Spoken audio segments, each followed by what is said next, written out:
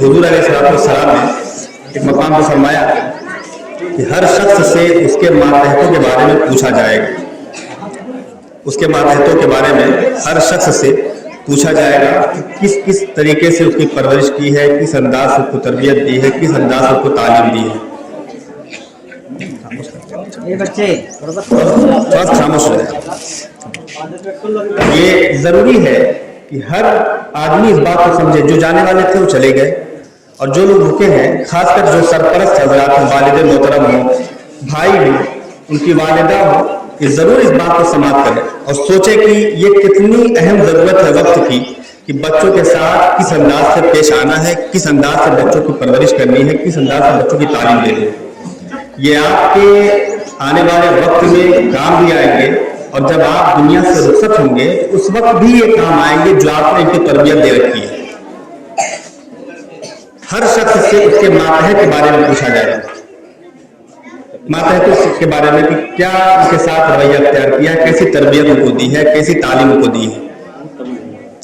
और अगर आपका अंदाज ठीक नहीं रहा, अंदाज़ जिंदगी ठीक नहीं रहा, आप वालिद रहे, बच्चा बेराहवी का शिकार हो गया, वालिदा जिंदा है और बच्चियां बेराहवी की शिकार हो गई, और बहनें अगर बेराहवी की शिकार हो गई तो गैरतमंद भाई से भी पूछा जाएगा तुम्हारी बहनें बेराहवी की शिकार क्यों हो। बच्चे अगर गलत रास्ते पर जो है चल पड़े तो वालिद से भी पूछा जाएगा कि तुम्हारे बच्चे गलत रास्ते पर क्यों चले। वालिदा से भी इस बात के बारे में पूछताछ की जाएगी कि तुम घर में मौजूद थी, तुम्हारी गोद बच्चों की पहली दरसगाह थी। माँ की जो गोद होती है वो बच्चों की पहली दरसगाह है, और पहली दरसगाह को होते हुए ये बच्ची बेराहवी की शिकार क्यों हुई, ये सवाल होगा। और अगर आप यहाँ पर अगर फेल हुए तो फिर वो बात सामने आती है कि अल्लाह ताला ने फरमाया कि अपनी जान को बचाओ उस आग से जिसका ईंधन आदमी और पत्थर है, और अपने घर वालों को बचाओ। आज फिक्रमंद हम हर कोई है अपने बच्चों के बारे में, अपने छोटे भाई के बारे में, अपनी बहन के बारे में टेंशन में है, डिप्रेशन में है कि मेरा बच्चा सही रास्ते पर चले, मेरा बच्चा सही राह का मुसाफिर बने, मेरा बच्चा गलत रास्ते पर ना चले। हर कोई ये सोचता रहता है, और इस ख्याल में वो लोगों से मशवरे भी करता है, लोगों को सही रास्ते पर चलने की तरगीब भी देता है, और खुद भी अपने आप को सही रास्ते पर चलाने की कोशिश करता है।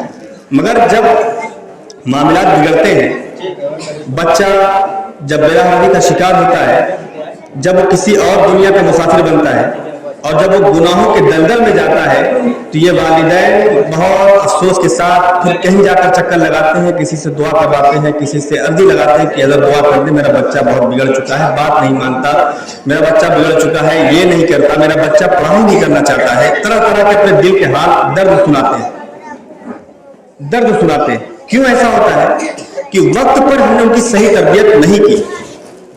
वक्त गुजर जाने के बाद अफसोस करना फिर काम नहीं आता, काम नहीं आता। एक मकाम पे हम पढ़ रहे थे कि यहां से एक नतीजा निकालें आप। प्यारे बच्चों, ए बच्चों थोड़ा खामोश हो जाएगा, थोड़ा सा समझ रहे हो कि मैं कुछ बोल रहा हूं ना, समझ रहे हो ना। एक मकाम पे हम पढ़ रहे थे ना, नतीजा निकाला कि हुजूर अलैहिस्सलाम ने फरमाया कि रोया करो, अल्लाह को, अल्लाह के जो अज़ाब है उनके मफ़हूम है उसका कि गुनाहों को याद करके रोया करो, और अगर रोने की कोशिश करने के बावजूद रोना ना है तो रोने की कोशिश करो। तो फरमाया उन्होंने, क्योंकि जहन्नमी जहन्नम में रोएंगे, और इतना रोएंगे कि उनके आंसुओं में अगर कश्तियां चलाई जाएं तो कश्तियां चल पड़े, और जब आंसू खत्म हो जाएंगे ना तो फिर खून के आंसू आएंगे, खून के आंसू आएंगे। हमने सोचा है खून के आंसू क्यों? उनको अपने आप पर इतना अफसोस होगा, इतना ज्यादा अफसोस होगा कि काश हमने अपनी जिंदगी सही गुजारी होती, काश हमने अपने आप को सही रखा होता। तो अब सोचे कि जब उनको खून के आंसू आएंगे तो फिर उस वक्त उनका खून का आंसू आना कोई काम नहीं आएगा ना, कोई अफसोस करना उनका काम नहीं आएगा।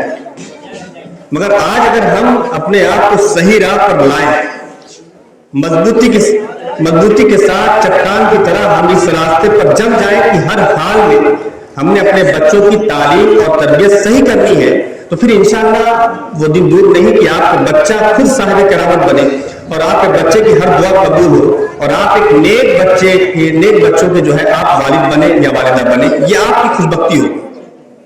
آپ غور کریں کہ سرکار غوث اعظم رضی اللہ تعالیٰ عنہ نے جب سفر کیا ہے تو ان کی والدہ نے ان کو سفر کرنے کے لیے کس غرض سے بھیجا تھا؟ غرض صرف ایک تھی، تعلیم لینا، صرف تعلیم لینا، مقصد ان کا صرف تعلیم لینا۔ بہنیں ہماری سنیں گی، ہماری مائیں بہنیں جو بھی ہیں، اور جب تعلیم لینے کے لیے آپ نے گھر سے روانہ کیا تو مشہور واقعہ ہے نا، میں اس واقعے کو بتانا نہیں مقصد میرا ہے، میرا مقصد کچھ اور ہے بیان کرنا۔ 40 اشرفیاں CD، یہ بہت مشہور بات ہے، ڈاکو ملے، بہت مشہور بات۔ بھیجا کس غرض سے تھا؟ تعلیم لینے کے لیے۔ اب جب آپ کسی کو تعلیم لینے کے لیے بھیجیں گے مدرسے میں تو آپ تربیت کیا کریں گے؟ کہیں گے بیٹا جانا، استاد کا ادب کرنا، قاعدے سے پڑھائی کرنا، محنت کے ساتھ جو ہے اپنی پڑھائی میں دل لگانا اور لاپرواہی مت کرنا، استاد کا ادب کرنا، یہ تربیت ہوتی ہے۔ مگر سرکار غوث اعظم رضی اللہ عنہ کی والدہ نے یہ نہیں کہا تھا، وہاں پہ صرف ایک بات کہی تھی سرکار غوث اعظم کی والدہ نے، بیٹا جھوٹ نہیں بولنا۔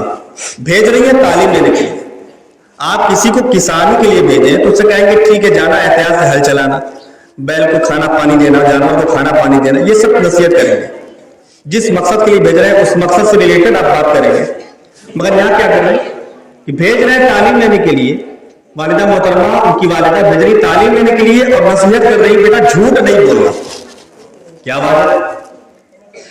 تو جھوٹ جب پوچھے زبان حال سے کہ آپ ہماری ماں سیدہ ہے، آپ نے یہ تربیت کیوں دی، تو ایک جواب ملتا ہے کہ جھوٹ ایک بہت بڑی بلا ہے، اور جو بچوں سے بہت پہلے مرائل شروع ہوتی ہے، شروعاتی دور میں یہ چیز شروع ہوتی ہے، جھوٹ والی بلا جو ہے، اور اس کی نحوست جب داخل ہوتی ہے نا، اس کی نحوست کی وجہ سے پھر تعلیم کا نور بھی جاتا ہے، چہرے کی رونق بھی جاتی ہے، گھر میں رزق کی برکت بھی اٹھتی ہے، پھر انسان الجھنوں میں گرفتار ہوتے رہ جاتا ہے، پھر پوری زندگی پریشانیوں کے ساتھ اس کی چلتی رہتی ہے، کیونکہ لعنت اللہ علی الکاذبین، جھوٹ بولنے والوں پر اللہ کی لعنت ہوتی ہے۔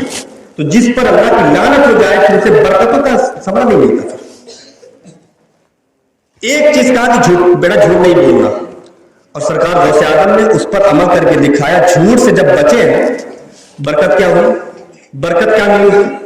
جھوٹ سے بچنے کی برکت سے سارے ڈاکو توبہ کر کے سچے پکے مومن بن گئے، مسلمان بنے، اور آپ کے پاس جو 40 اشرفیاں تھیں نا، وہ 40 کی 40 اشرفیاں محفوظ بھی ہو گئی، ایمان بھی بچا، مال بھی بچا۔ سبحان اللہ، یہ برکت ہے جھوٹ سے بچ جانے کی۔ تعلیم لینے بھیج رہے ہیں مگر گھر پہ تربیت کر کے بھیج رہے ہیں۔ حالات یہاں کیا ہے، ہم 5 گھنٹہ مدرسے میں بھیج دیتے ہیں اور سوچتے ہیں کہ حافظ صاحب، مولانا صاحب، ماسٹر صاحب اس کو ولی بنا کے نکالیں۔ بھائی 5 گھنٹہ یہاں رہتا ہے، 17 گھنٹہ اس سے زیادہ، تو آپ 20 گھنٹے 19 گھنٹے آپ کے پاس تو ہے، 5 گھنٹے وہ استاد کے پاس ہے، 19 گھنٹے آپ کے پاس ہے۔ استاد کے پاس اس نے تعلیم لینے کے لیے اپنے قدم کو رنجا کیا، آیا، 19 گھنٹے والدین کا کام ہے، بھائیوں کا کام ہے، چاچاؤں کا کام ہے کہ اس کی تربیت کرے۔ بیٹا تمہیں استاد کا ادب کیسے کرنا ہے، استاد کی بات کیسے ماننی۔ ایک میں کل پڑھ رہا تھا کہ ہارون رشید بہت بڑے بادشاہ تھے، بہت بڑے بادشاہ تھے، انہوں نے اپنے بیٹے کو بھیجا ہے تعلیم لینے کے لیے، مامون رشید نام، تعلیم لینے بھیجا۔ کسی وقت میں جب تعلیم کا کچھ زمانہ گزرا ہے، ایک دن دورہ کرتے گزرے ہیں، توجہ رہے، دورہ کر رہے ہیں تو کیا دیکھتے ہیں کہ استاد صاحب وضو فرما رہے ہیں اور ایک ہاتھ سے ان کا بیٹا، بادشاہ کا بیٹا ہے، وضو کا پانی گرا رہا ہے۔ آپ آئے ہیں جلال میں ایک تھپڑ اپنے بیٹے کو مارا ہے۔ دنیا یہ سوچے گی کس لیے مارا ہے کہ بادشاہ کا بیٹا ہو کر ایک استاد کے پیر پہ پانی ڈال رہا ہے، نہیں، حالات کچھ اور تھے۔ کہا بدتمیز، تمہارے پاس اللہ نے تمہیں 2 ہاتھ دیے، تمہارے استاد ہیں، تم ایک ہاتھ سے پانی ڈال رہے تھے، دوسرے ہاتھ سے ان کا پیر دھلنا چاہیے تمہیں۔ یہ مقام اور یہ تربیت کون دے رہا ہے؟ والد صاحب دے رہے ہیں۔ بتانا کیا چاہ رہا ہوں کہ آپ کو کیا کرنا ہے، آپ کی ذمہ داری کیا ہے، وہ اہم چیز ہے، تعلیم و تربیت۔ بغیر تربیت کے تعلیم بیکار ہو جاتی ہے، بغیر تربیت کے تعلیم ایسی ہوتی ہے کہ گدھے کے اوپر اگر کتابیں لاد دی جائے تو بس اسی طرح ایک انسان پڑھا لکھا ہے اور تربیت نہیں ہے، کسی بوڑھے شخص کو چلتے ہوئے کنکڑی پیچھے سے مارے، تعلیم ہے تربیت سے خالی ہے۔ کسی بزرگ کو پریشان کر رہا ہے، تعلیم ہے تربیت سے خالی ہے۔ کسی ماں بہن کو غلط نگاہوں سے وہ چوراہوں پر لٹوں پر بیٹھ کے دیکھ رہا ہے، اسے پتا ہے کہ یہ چیز گناہ ہے، کیا وجہ ہے کہ نہیں چھوڑ رہا ہے؟ تربیت نہیں ہوئی۔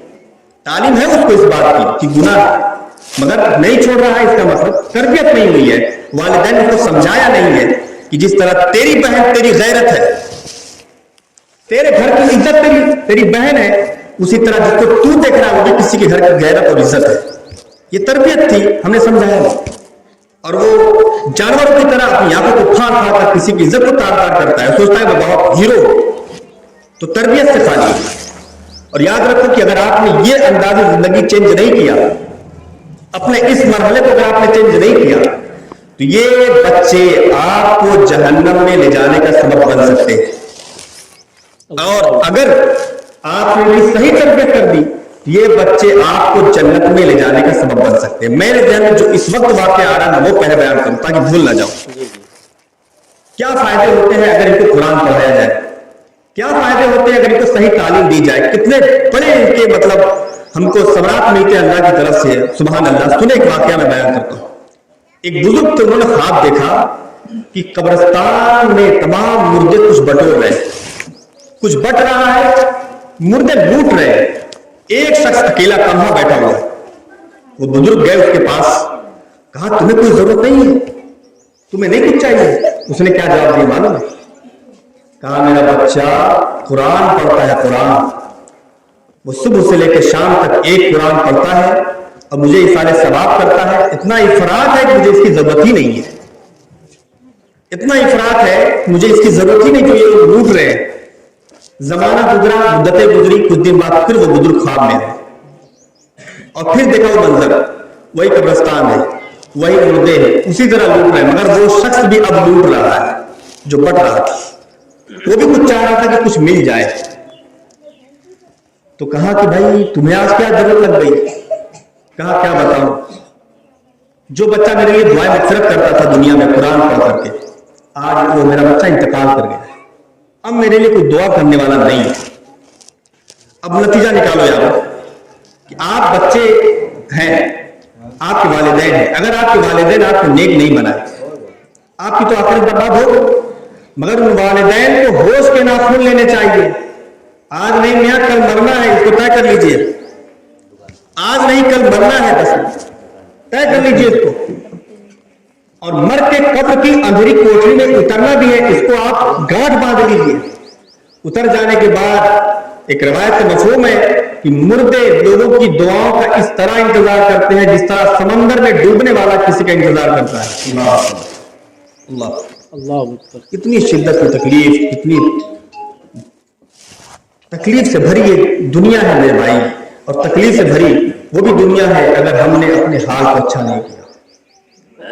وہیں پر والدین اگر اس بات پر غور کر لیں کہ ہم نے اپنے بچوں کے ساتھ کھلواڑ نہیں کرنا ہے، ان کی آخرت تو بچانی ہے، کیونکہ قرآن کا حکم ہے قوا انفسکم، اے ایمان والو اپنی جانوں کو اور اپنے گھر والوں کو اس آگ سے بچاؤ جس کا ایندھن آدمی اور پتھر ہے۔ ان کی صحیح تعلیم اور تربیت کا انتظام کرنا ہماری خود کی ذمہ داری ہے۔ اب ایک شخص ہے زمانے سے وہ جہنم کی وادیوں میں، جہنم کے عذابات وہ جھیل رہا ہے، مگر کبھی کوئی زمانہ آتا ہے، بزرگ دیکھتے ہیں کبھی جہنم میں ہے، مگر کچھ زمانے کے بعد پھر دیکھتے ہیں جنت کی کیاریوں میں، پوچھتے ہیں اللہ سے کہ اللہ اب کیا ماجرا ہے؟ پہلے تو جہنم میں تھا، اب یہ جنت میں ہے، بہت شارٹ کر کے بتا دیں اس کو۔ تو اللہ نے فرمایا کہ اس کا ایک بچہ تھا، جب انتقال ہوا تو اس کا بچہ جو ہے وہ پیٹ میں تھا، اس کی شریک حیات تھے، وہ پیدا ہوا ہے، اس کے بعد سے اس نے اس کی تربیت کی، اس کو صحیح تعلیم دی ہے۔ وہ بچہ جب پہلے دن مدرسے میں گیا ہے تو پڑھا بسم اللہ الرحمن الرحیم، تو میری رحمت کو گوارا نہیں ہوا جس کا بچہ دنیا میں مجھے رحمان اور رحیم کہے، میں اس کے باپ کو جہنم کی آگ میں جلا۔ یہ برکتیں بھائی، ہمیں اس بات کی فکر کرنی ہوگی, اس بات کے بارے میں ہمیں سوچنا پڑے گا کہ ہمارے بچے تعلیم اور تربیت دونوں صحیح طریقے سے نہیں پا رہے ہیں. تو ہمیں اس بات پر جب غور کریں گے ایک نتیجہ آپ کے ذہن میں ضرور آ جائے گا کہ ایسے مدارس جہاں پر ہم بیٹھے ہوئے ہیں, شاید کہیں کہیں 100-200 کلومیٹر آپ جب سفر کر لیں گے, ایسے مدارس ملتے ہیں جہاں پر یہ دنیا کی جو تعلیم اصلی تعلیمیں ہیں ان کے ساتھ ساتھ بسم اللہ الرحمن الرحیم کی قرأت بھی سکھائی جاتی ہے, قرآن کریم کی تلاوت بھی سکھائی جاتی ہے. یہ کہیں کہیں ملتا ہے ایسے مدارس. قسمت ہے ہماری, بہت تھوڑی تعداد ہے. وہ ماڈرن بننے والے کچھ اور سوچتے ہوں گے, ان کا اپنا معاملہ ہے. ان کا معاملہ بس اتنا ہی ہے کہ جب ان کے اماں اور یا ابا کا انتقال ہوگا وہ بازو میں کھڑے ہو کر تو صرف رو سکتے ہیں, سورہ یاسین کی تلاوت نہیں کر سکتے کیونکہ ان کو سکھایا نہیں گیا سورہ یاسین پڑھنا کس طرح سے. انہیں قرآن کریم سمجھایا نہیں گیا کہ ہمیں قرآن کریم کیسے پڑھنا ہے. مگر آپ خوش نصیب ہیں, یہ آپ بچے جو ہیں خوش نصیب ہیں, اور یہ جو والدین اور سرپرست اور مائیں بیٹھی ہیں ہماری, یہ خوش نصیب ہیں جس مخرج کے ساتھ ان بچوں کو قرآن کریم پڑھایا جا رہا ہے. میں نے مخرج سنا ہے ان بچوں کا, جانتا ہوں بہت اچھا پڑھ رہے ہیں ماشاءاللہ. اور جب کبھی اللہ سے دعا یہی ہے کہ جب کبھی یہ وہ دن آئے کہ آپ کی روح ہنسلی میں اٹک جائے, یہ بچے آپ کے سدھارے کھڑے ہو کر کے سورہ یاسین پڑھیں, قرآن کی تلاوت کریں, اللہ کا ذکر کریں, تاکہ آپ کی روح آسانی کے ساتھ جسم سے پرواز کر جائے. اور یہ چیزیں ہر جگہ نہیں ملتی, بہت مشکل سے ایسے مدارس وجود میں آتے ہیں.